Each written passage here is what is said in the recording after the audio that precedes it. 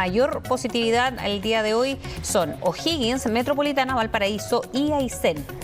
Claro, 8% de positividad en el caso de Atacama y Coquimbo, 7% en el caso de Aysén. Vamos a analizar estos números, también lo que está ocurriendo con la pandemia en términos más generales. Estamos en contacto hasta ahora con la subsecretaria de Salud Pública, Paula Daza. Gracias por el contacto. Buenos días.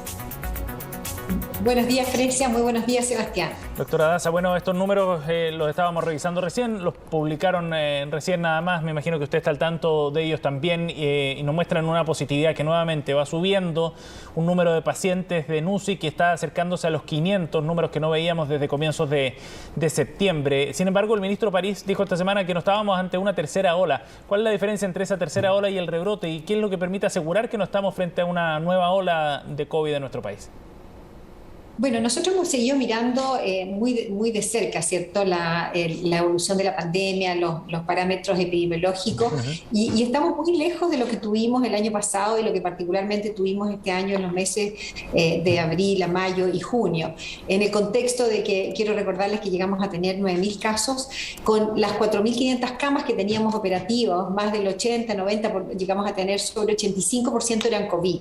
Efectivamente hemos venido viendo un aumento, pero ese aumento no ha sido tan importante como lo vimos en esa época. Y por otro lado, lo que hemos visto la última semana es que el incremento la última semana ha sido algo menor que las semanas anteriores. Nosotros cuando partimos hace 2 semanas atrás tuvimos un incremento de semana a semana de 30, llegamos incluso a un 50%. La última semana ya ese incremento ha sido aproximadamente un 17%, tanto desde el punto de vista de la positividad como en el número de casos. En general, las regiones que nos preocupan, siempre la región metropolitana nos preocupa porque vive la mayor cantidad de población. Sin embargo, esta última semana hemos visto una cierta estabilización, yo diría un aumento menor que en el promedio nacional. Por lo tanto, a pesar que nos preocupa mucho este aumento del número de casos en las camas críticas, un 27% de todas estas camas críticas que tenemos son pacientes COVID. Lo otro que estamos viendo es una gran población. Entonces, ¿usted diría que estamos entrando en una etapa de cierta estabilización de los contagios? Yo diría tenemos que que pase esta semana para ver si estos casos se estabilizan, ¿no? Vemos que venían incrementando a un 30-40%, la última semana eso ha disminuido a un 15-17%, por lo tanto queremos ver qué pasa de aquí a los próximos días. Los números de hoy día la verdad que reflejan lo del fin de semana, por lo tanto queremos esperar qué pasa. Acuerda que los días que tenemos más exámenes son los jueves, viernes y sábado. Claro. Lo que estamos mostrando hoy día es probablemente lo que se tomó el día lunes, que fue un día feriado además. Entonces está un poco, yo diría, sucio esos números producto de estos feriados cuando hay feriados más largos. Entonces tenemos que ver un poco esta semana completa qué es lo que pasa. Sí tenemos algunos datos que son más certeros y aquí quiero decir, hemos visto que la tasa de conversión de los pacientes que se hospitalizan en la unidad de cuidados intensivos es francamente menor de aquellas personas que tienen la dosis de refuerzo. Es decir, cuando una persona está hoy día, ¿quiénes se están hospitalizando? Las personas más jóvenes, las personas que no están vacunadas, cuando uno ve el porcentaje de posibilidades de hospitalizarse sin vacuna o con 2 vacunas es mayor que las personas que tienen la dosis de refuerzo, y por eso todo el esfuerzo que estamos poniendo en esa estrategia, que ya estamos llegando a números que son bastante altos y nos permite de esa manera, ojalá prontamente tener ya una mirada más positiva y disminuyendo. Sí, por ejemplo, eso, subsecretaria, le quería preguntar de quiénes se están contagiando y eso qué relación tiene con la estrategia de vacunación que han asumido. De hecho, ayer, por ejemplo, se dejó exclusivamente para rezagados sobre 55. ¿Cómo se van a relacionar ambas estrategias? Bueno, efectivamente, nosotros vemos que las personas que más se contagian, los que tienen más posibilidad de enfermar gravemente son las personas que no están vacunadas, por supuesto, las personas que son mayores. Y por eso hemos hecho tan hincapié en fortalecer la estrategia de vacunación de dosis de refuerzo en las personas mayores de 55 años.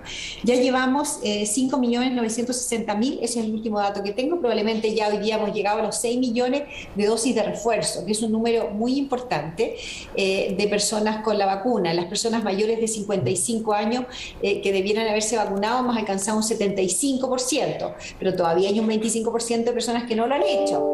Entonces, obviamente estamos haciendo todos esos esfuerzos. Estos miércoles, jueves y viernes implica a las personas menores. Con respecto a tu pregunta, sí, cuando nosotros vemos la posibilidad de hospitalizarse en una unidad de cuidados intensivos de una persona no vacunada a una persona que tiene la dosis de refuerzo, esa posibilidad puede llegar hasta 10, incluso 12 veces más. Por lo tanto, claramente las personas que se están hospitalizando hoy día son las personas que tienen entre 45 hasta 55, un poco más, 55 años. Ese es el porcentaje, yo diría, algo mayor.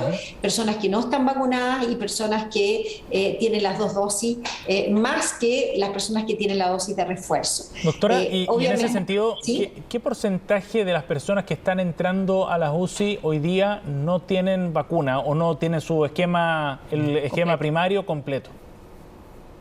La verdad que cuando uno ve el número total de personas que están hospitalizándose, ese porcentaje es bajo. Yo no tengo la cifra acá, pero sí claramente, porque obviamente hoy día tenemos más de un 90% de la población vacunada con las dos dosis. Por lo tanto, el número de personas que no están vacunadas es bajo. Pero cuando uno vemos la tasa, el porcentaje de hospitalización de una persona no vacunada, la posibilidad de hospitalizarse a una persona vacunada, la posibilidad de hospitalizarse una persona de incidencia, si yo tengo 100.000 personas no vacunadas, la posibilidad de hospitalizarse es 3,5.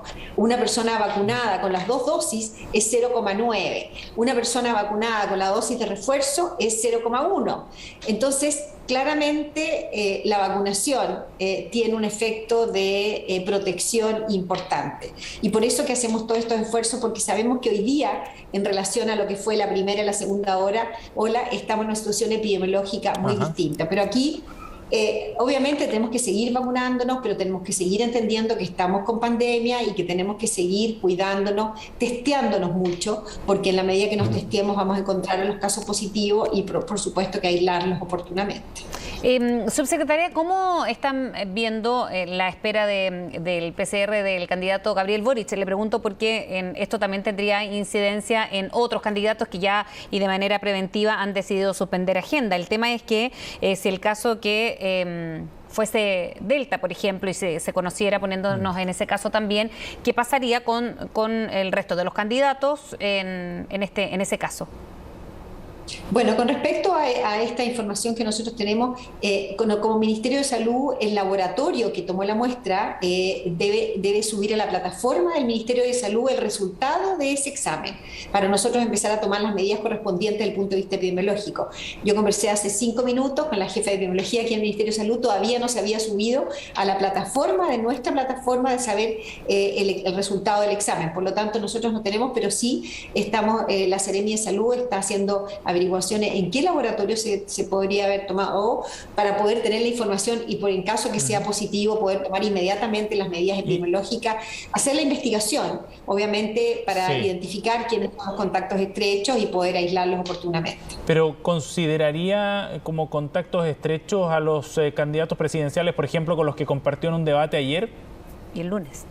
Yo no tengo la mayor, yo creo que es importante hacer la investigación epidemiológica desde el punto de vista si estuvieron sin mascarilla, cuánto rato estuvieron sin mascarilla, probablemente si las personas estuvieron más de 15 minutos, a menos de 1 metro, sin mascarilla, esa persona es contacto estrecho.